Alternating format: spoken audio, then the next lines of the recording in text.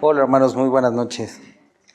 Hoy vamos a continuar en Primera de Samuel, capítulo 23 y 24. Y les pido que hoy vamos a intentar ir 23 y 24, porque considero que es un solo tema. Bueno, y a pesar de que es un solo tema, trae muchos pequeños temas que les animo a que lo anoten, los vayan anotando y los puedan meditar hoy en la noche o en la semana. Le estaba diciendo hoy a mi esposa que desde antier, que estaba leyendo el 23, así toda la noche me quedé pensando en algunos asuntos. Bueno, ahorita van a ver, bueno, espero que a lo mejor ustedes son muy inteligentes y no les conflictúa eso, pero a mí me dejó pensando toda la noche. Vamos a orar. Padre, quiero suplicarte que el día de hoy nos des entendimiento en tu palabra, Dios, que me des la habilidad para poder expresar aquellas palabras que tienes para cada uno de nosotros y que tu Espíritu Santo hable a nuestros corazones, Dios. Como ahorita oraba también alguien en la alabanza, Señor, ayúdanos a ser esos creyentes reales que mostramos quién es Cristo en nuestras vidas. Amén. Y este es uno de los como asuntos. Fíjense que hoy estaba leyendo no sé qué, si era un blog o algo así, pero este blog era de y se definía así, una chica que se definía como judía feminista. Pero lo que me llamó la atención inicialmente no fue esto del feminismo judío, estaba investigando estas cosas que se cuelgan o que se colgaban los judíos, sí, bueno, esos flequillos, ¿no? Que se colgaban, o sea, eran tradicionalmente usados por hombres, porque lo vemos descrito en Deuteronomio, pero ella como que empezó a usarlo, ¿no? Y en esa lectura que pone, empieza a describir que ella cuando caminaba por las calles de Estados Unidos utilizaba su estrella David como una señal de lucha, como para poder causar como cierto como reacción en las personas, ¿no? Y ahora que vive en Israel, pues dice, pues ya todo el mundo usa estrellas, entonces como que ya no causa el efecto que ella le gustaría y ahora empezó a usar estas cosas que generalmente o tradicionalmente son para los hombres. El propósito de estos flequillos era, según lo que dice la ley de Dios, era recordarle a las personas, recordarles a los hombres que lo usaban, la ley de Dios.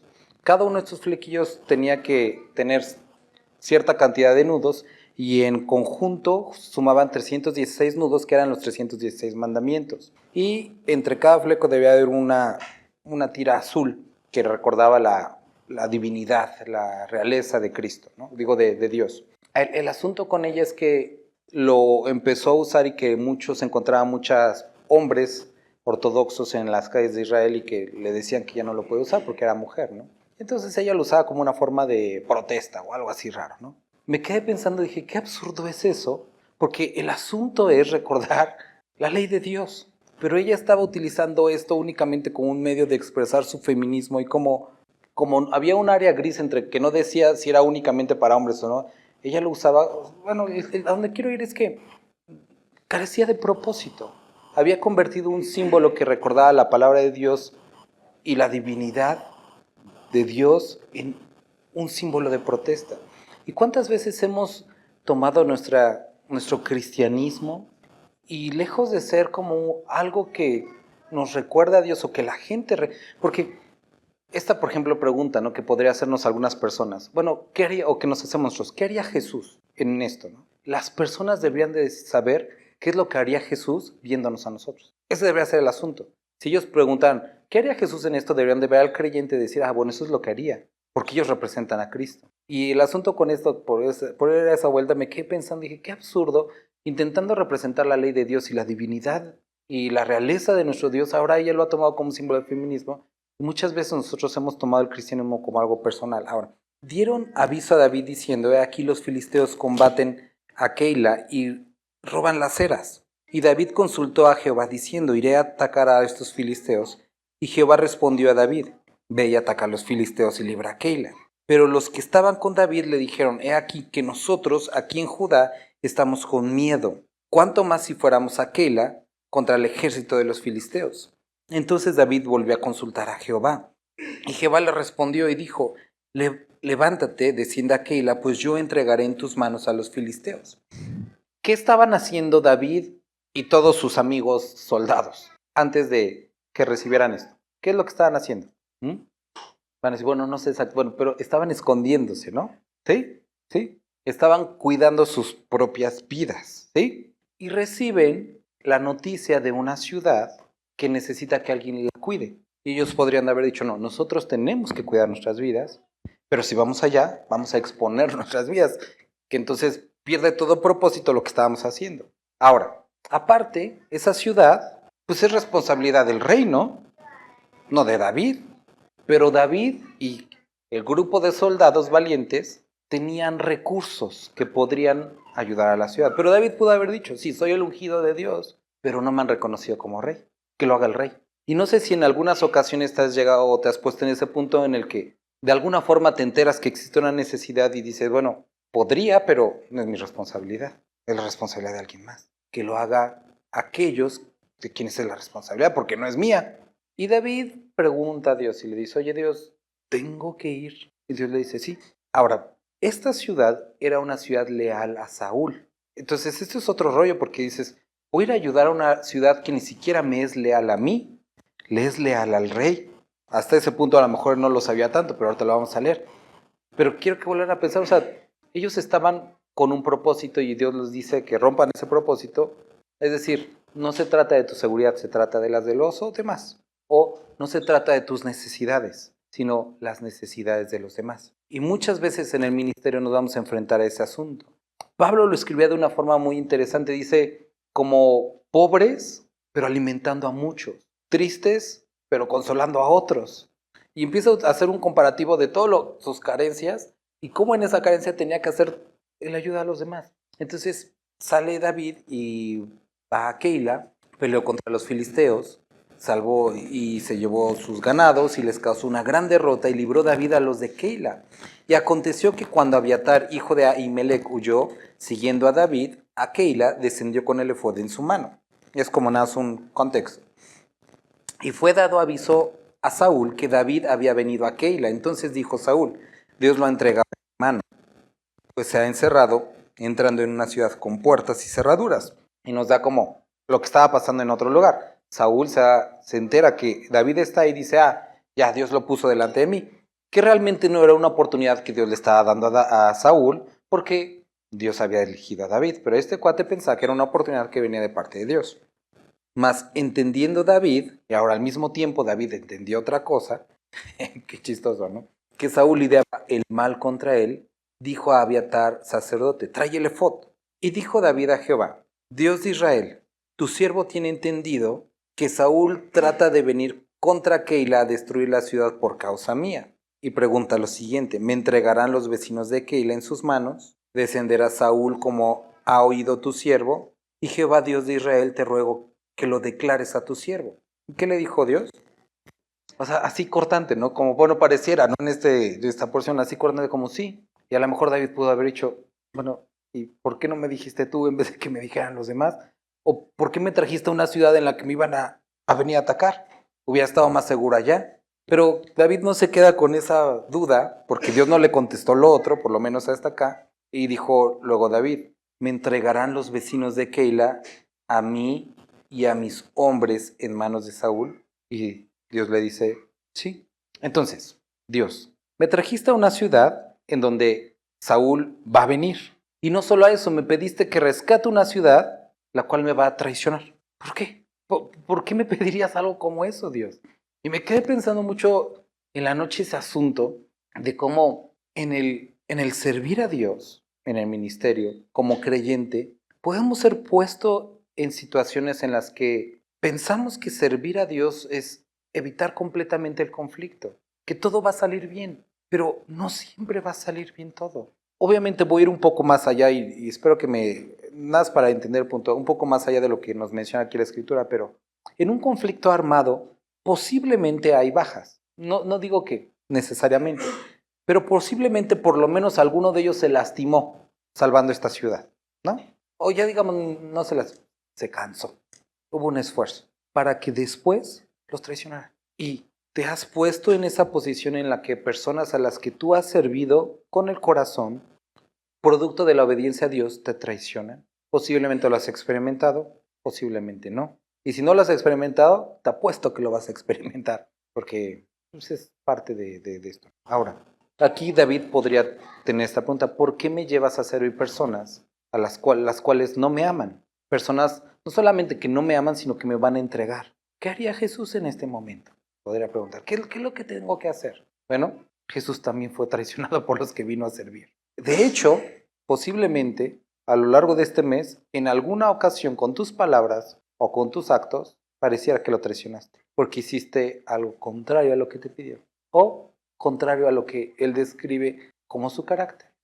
Entonces, Dios está preparando a David porque lo va a poner en una posición de servicio. Y en la posición de servicio tiene que aprender a servir a aquellos, incluso a aquellos a los cuales no les simpatizaba David. Pero como rey no puede decidir a quién servir. Tiene que servir a todos. Entonces, esto es algo que tú y yo tenemos que pensar, porque aquí, y hablábamos un poco de esto el domingo y también el viernes en la noche estaba buscando Dios. Tengo una porción que hable acerca de lo del domingo y ya la vimos el día de hoy. Pero es este asunto de por qué el creyente tiene que ser expuesto a este tipo de circunstancias en las que pareciera que Dios se le fue, Dios no supo, pero Dios sí sabía, pero aún así pareciera que no le avisó a David. Pero el asunto aquí es que Dios estaba preparando a David y a Dios no se le estaba yendo. Entonces, queridos hermanos, me gustaría que el día de hoy pudieran reflexionar en estas circunstancias que parecían ser adversas, en las que otros se están beneficiando y pareciera que nosotros no.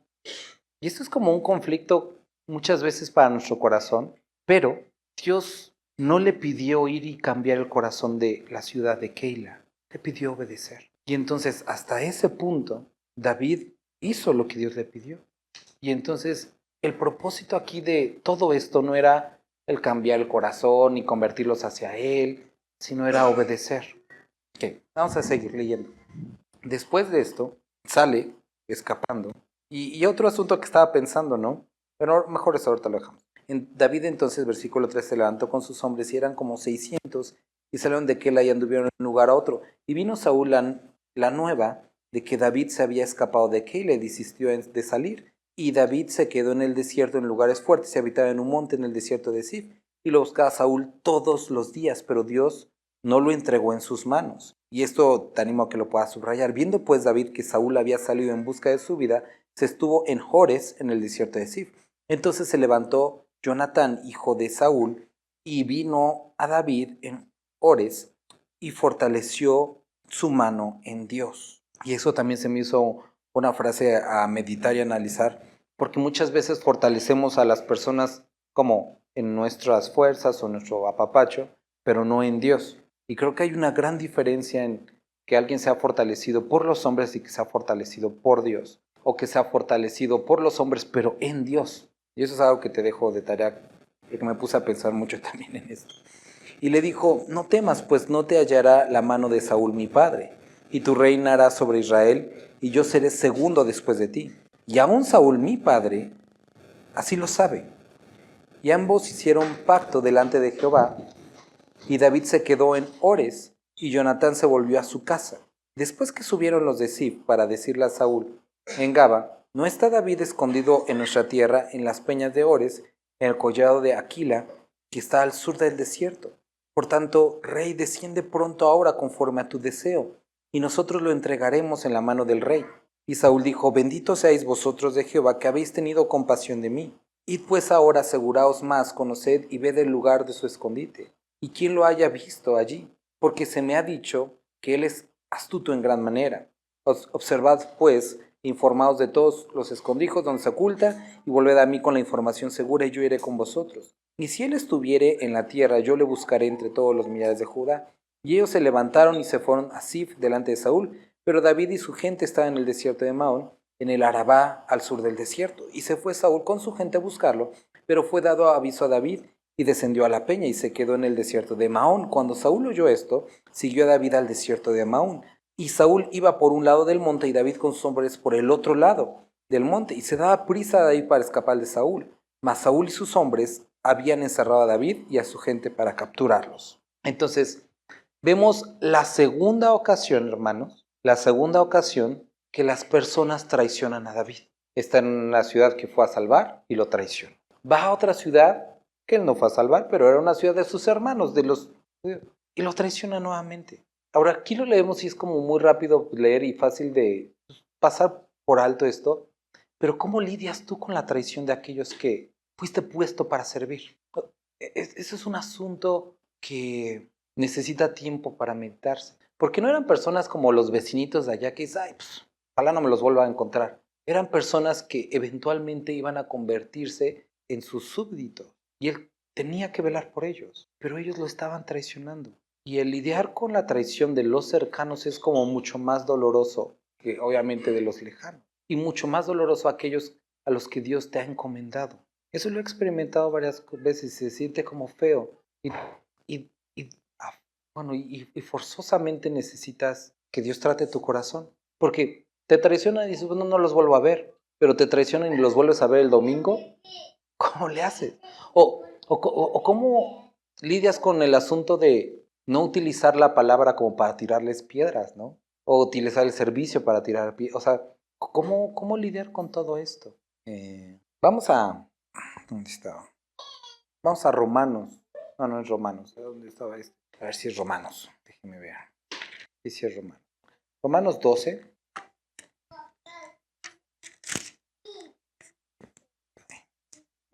Dice, desde el 12, gozosos de la esperanza, sufridos en la tribulación, constantes en la oración, compartiendo para las necesidades de los santos, practicando la hospitalidad. Bendecid a los que os persiguen, bendecid y no maldigáis. Gozaos con los que se gozan, llorad con los que lloran, unánimes entre vosotros, no altivos, sino asociándoos con los humildes. No seáis sabios en vuestra propia opinión, no paguéis a nadie mal por mal, procurad lo bueno delante de todos los hombres.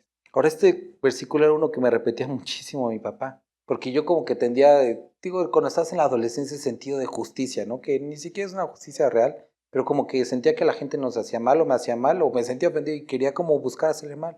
Y eso es algo que muchísimos años me costó y creo que a veces de repente cuesta este asunto de no pagar mal por mal. Pero la palabra no solamente se queda ahí, dice, procurad lo bueno delante de todos los hombres.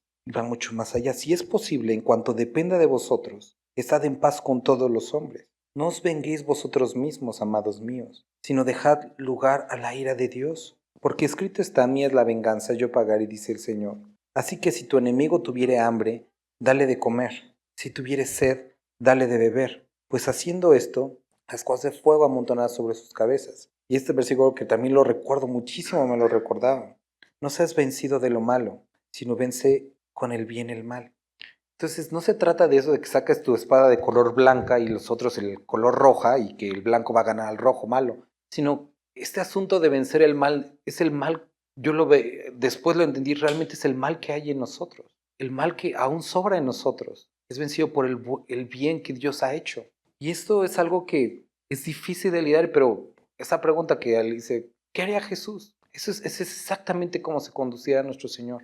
Y son estas pequeñas oportunidades diarias que Dios nos da, que no son, y tenemos que verlas, no son transacciones a través de las cuales obtenemos bendiciones de Dios me puso una persona que me hizo una cara y le voy a sonreír para que como que se me ha depositado una bendición en mi cuenta espiritual. No son pequeñas transacciones diarias, sino son oportunidades para reflejar el carácter de Cristo. Y es como bien complicado cuando uno se pone a pensar, bueno, ¿y qué gano con esto? Como a lo mejor David, ¿y qué gano con librar a Keila?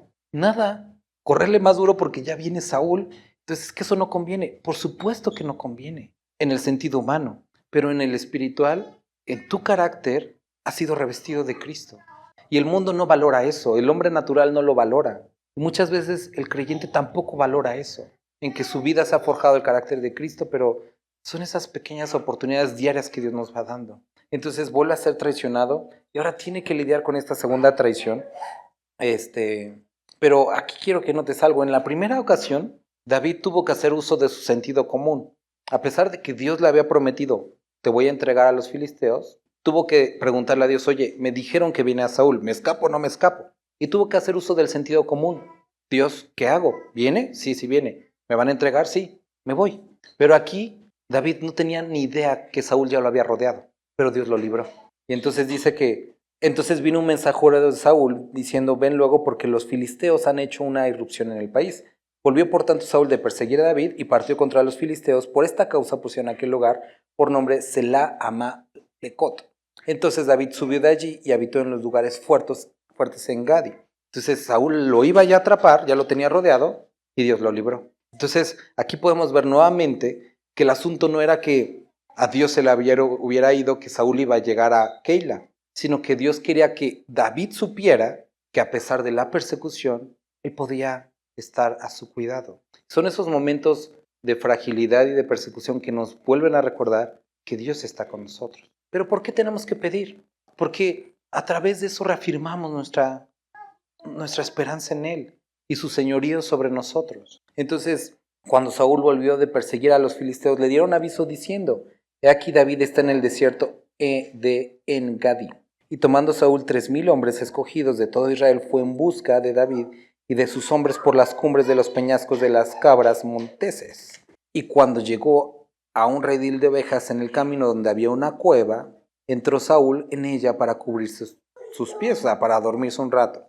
Y David y sus hombres estaban sentados en los rincones de la cueva. Debió de haberse una cueva profunda, porque pues eran bastantes hombres.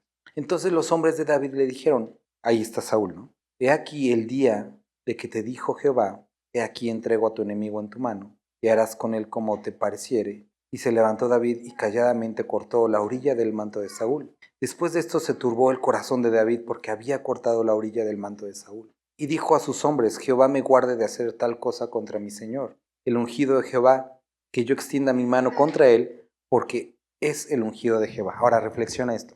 La primera ciudad, Keila, lo traicionaron. La segunda, la otra ciudad, lo traicionaron. ¿David era el ungido de Dios? Sí, era el ungido de Dios. Y las personas traicionaron al ungido de Dios. Ahora, él está en la posición de poder traicionar y matar al ungido de Dios. Piensa como para tus adentros. Como dijo un presidente, ¿qué hubieran hecho ustedes? ¿Qué es lo que nosotros hubiéramos hecho? Porque llega este pensamiento de, bueno, a mí ya me lo hicieron 2 veces y por causa de este hombre. Y es nuevamente donde, ¿qué hubiera hecho Cristo? Porque lo hacen los demás, ¿tengo derecho a hacerlo? Porque me lo han hecho, ahora puedo hacerlo. Y dejamos de pensar que si lo hacemos, nos volvemos exactamente en aquello que nos lastimó. Y nos convertimos en aquellos que nos lastimaron al volver a hacerlo. Ahora, aquí había vamos a decir, una falsa promesa. Porque antes de eso, las personas que rodeaban a David apoyaban la idea de matar a Saúl.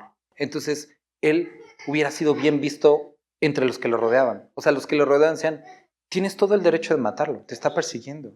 Entonces eso lo vuelve mucho más complejo porque hay un agravio y aparte hay una aceptación social detrás de la mala acción. Y es algo con lo que podemos llegar a ser tentados. Bueno, la familia me está diciendo que debería de hacerlo porque tengo el derecho de... También piensen en esto. Había una falsa percepción de que esto era una promesa de Dios.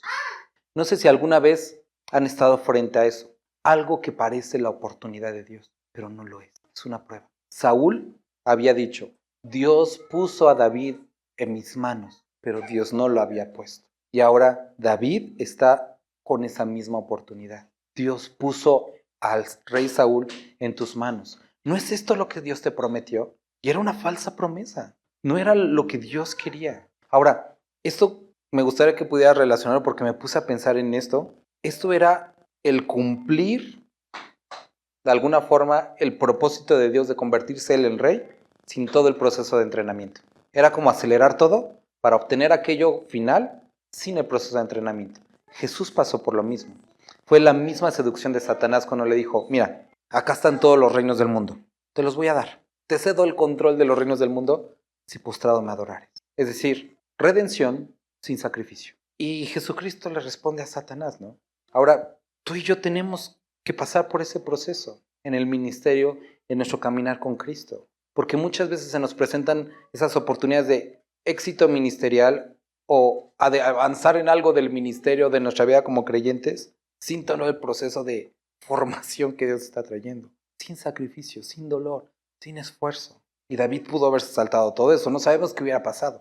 Eso ya no, obviamente no era lo que Dios quería para él, no era lo que Dios estaba preparado para él, pero se lo pudo haber saltado. Y muchos el día de hoy están en la persecución de algo con Dios sin todo lo que implica.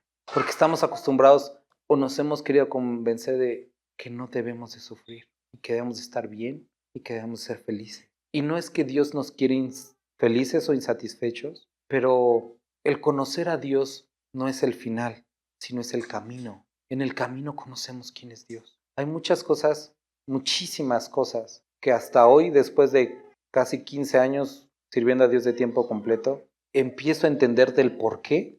Hay muchas que no entiendo, a lo mejor eventualmente entenderé, pero entiendo por qué palabras hirientes de ciertas personas, por qué ciertos lugares, por qué cierto tipo de pruebas.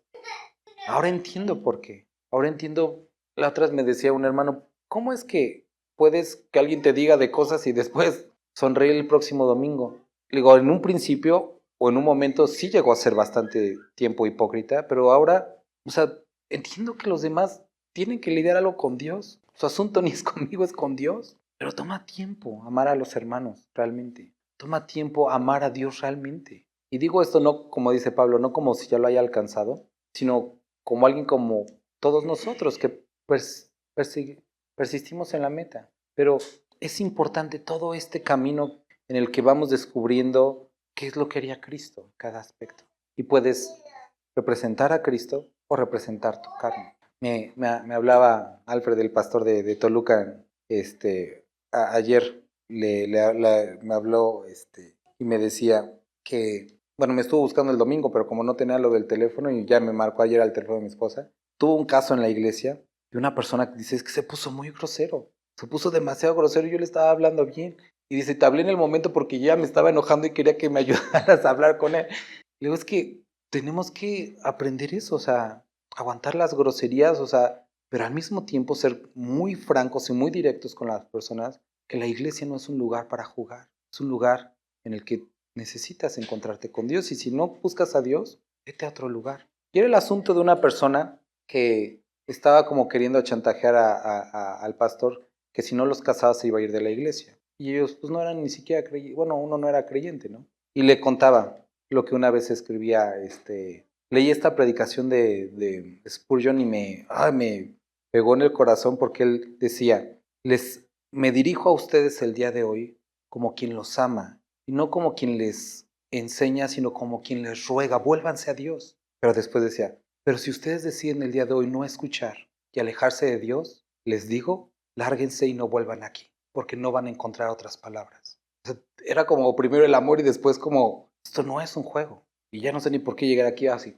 Por el asunto de que necesitamos aprender a través de todas estas experiencias, necesitamos aprender si nuestro carácter ha sido restaurado, reformado, transformado. Y no son solamente, sino a través de estos momentos en que decimos, sí me parezco a Cristo o no me parezco a Cristo y necesito más de Él. Son estos momentos en los que experimentamos la traición, la persecución, la resistencia, en los que se necesita paciencia. Y David estaba ahí y entonces cortó el manto de Saúl, el cual no era únicamente, pues le rompió la etiqueta de la ropa. Muchos de los comentaristas describen que esto posiblemente eran los flequitos, o sea, era el borde del manto que contenía los flequitos que como judíos tenían como el mandato de tener.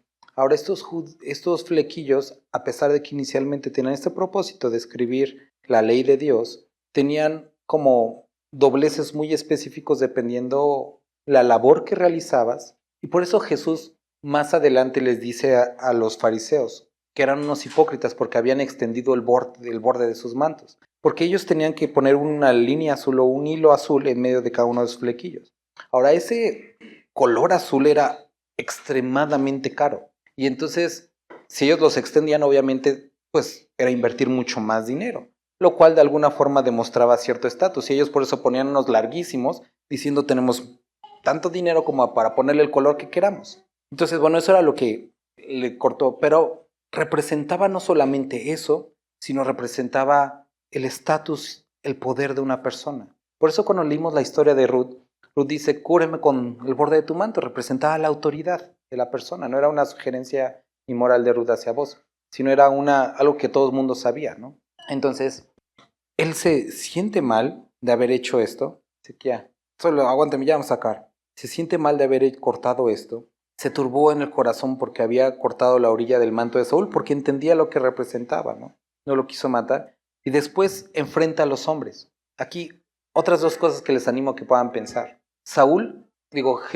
David se conmovió por haber cortado aquello que representaba la autoridad del hombre. No lo mató, pero cortó esto, que de alguna forma tenía ese simbolismo. Y muchas veces nosotros podemos, a través de comentarios o actitudes, menoscabar la autoridad de aquellos que Dios ha puesto delante de nosotros. Esos pequeños desaires que hacemos con los que están arriba de nosotros, que menoscabamos su autoridad y ni nos inmutamos, sino como que muy, muy acá, pero mira, lo puse en su lugar. Pero David se conmovió, se estremeció en el corazón haber hecho esto. Y debería de ser algo que deberíamos de pensar, si a través de ciertas palabras, esposas con sus esposos, padres con sus hijos, nosotros con Cristo en la iglesia, el pastor, lo que sea, a través de nuestras acciones, son esos pequeños ataques a la autoridad que Dios ha puesto, no debería de ser algo que tomamos con ligereza. Ahora sí, otra cosa, un asunto muy complicado es poder dominar nuestra propia carne y refrenarnos de hacer algo. Pero cuando los que nos rodean están como, sí, mátalo, mátalo, mátalo, se vuelve también complejo el volverse, o más bien el enfrentar a todas las personas que están alrededor de nosotros y personas que han estado con nosotros. O sea, porque todos ellos pueden haber dicho, oye, hemos estado contigo, David, en Keila, fuimos contigo a todos los lugares, ahora es el momento de que te lo eches y que respondas a esa lealtad que nosotros te hemos dado. Porque ese hombre es ileal, o sea, es un hombre desleal contigo. Nosotros sí somos leales contigo. Y entonces ese como asunto de David tuvo que enfrentar a ellos y decirles, no lo vamos a matar. Y muchos pueden haber dicho, pues si no lo matas nos vamos. ¿Y vas a dejarnos ir a nosotros que somos leales contigo? Y no sé si has estado en ese punto, ¿no? De que personas que son leales contigo te dicen, es que yo he estado contigo y esa persona no. ¿Por qué no te lo echas? Y se vuelve complicado, pero era lo correcto. Porque dice David, dijo a sus hombres, Jehová me guarde de hacer tal cosa contra mi Señor, al ungido de Jehová, que yo extienda mi mano contra él, porque él es el ungido de Jehová. Y David sabía que esto atentaba contra Dios. Ahora aquí hay otro asunto que ojalá podamos hablar después, porque digo que hay muchas, pero Saúl era un instrumento a través del cual Dios le estaba probando y le estaba haciendo crecer. Y muchas veces tenemos la oportunidad de quitar de nosotros ese instrumento a través del cual Dios nos está haciendo crecer. Es decir, no, se va a acabar. Y David lo dejó. Le era adverso, pero era el instrumento de Dios. Y habrá ocasiones en las que Dios ponga delante de ti aquello que está utilizando para hacerte crecer y que tengas que decidir si continuar en ese crecimiento o quitarlo. Piensa en esto, hermanos, porque Pablo llegó al entendimiento cuando pidió 3 veces que se le quitara este aguijón. Y Dios le dijo, no, que te sea suficiente mi gracia. Y Pablo dijo, ok. Y después hasta lo explica. O sea, es un mensajero de Satanás para recordarme. Y vivió bien con eso. No es que no le siguiera siendo adverso, pero lo entendió y abrazó esa parte a través de la cual Dios mostraba su gracia. Y es algo también en lo que me gustaría que puedan meditar. Vamos a terminar. Dice que así reprimió David a sus hombres con palabras y no les permitió que se levantase contra Saúl. Y Saúl, saliendo de la cueva, siguió a su camino. Dice que eran hombres locos, o sea, eran fuertes. Y él se enfrentó a todos ellos y les dijo, no lo van a hacer. Y esto lo ponía en el riesgo de quedarse solo, pero era lo correcto. Y no sé si estás dispuesto o dispuesta a la soledad por hacer lo correcto. Y eso es un asunto que es fácil decirlo, pero y es necesario estar en ese punto de estoy dispuesto a estar solo, solamente por hacer lo correcto. Salió, empieza a gritarle a Saúl y dice, mira, Padre mío, la orilla de tu manto.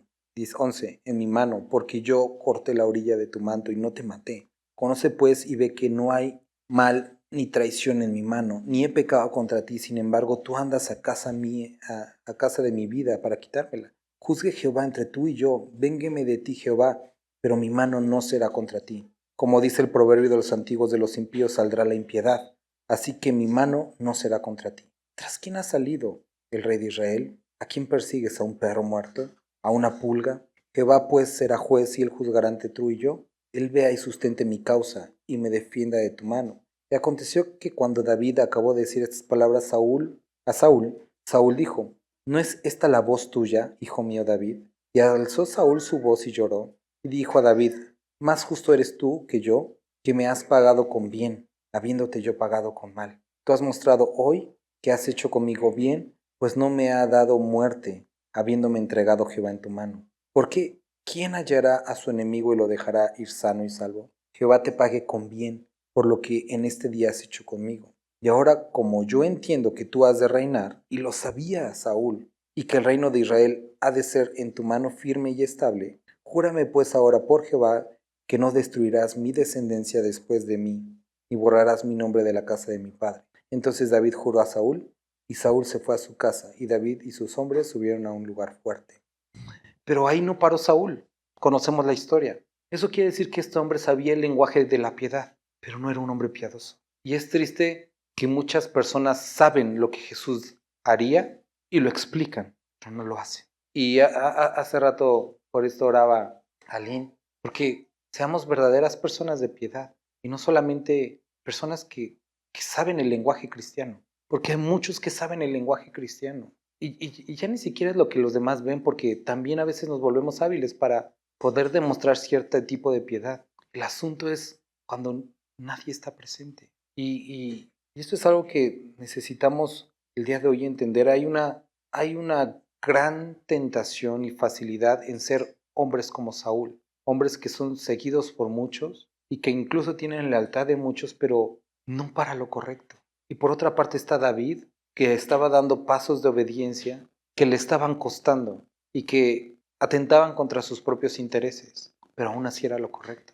Y todos como creyentes tenemos que llegar a ese punto en el que tengamos que decidir entre lo correcto y lo conveniente. Y muchas veces lo correcto no va a ser lo conveniente para nosotros. Pero si queremos mostrar el carácter de Cristo, tenemos que recordar que nuestro Señor eligió la obediencia sobre la vida. Y está escrito, ¿no? El que quiera salvar su vida la perderá. Y el que pierda su vida por causa de mí, va a tener la vida. Y de eso se trata el cristianismo, el seguir a Cristo. Esos pequeños momentos en los que vamos reflejando la luz de Dios en nuestra vida. Todos no sabemos este versículo, pero sería muy interesante, siempre decía mi pastor, tener unos lentes que se pudiera ver la espiritualidad de las personas.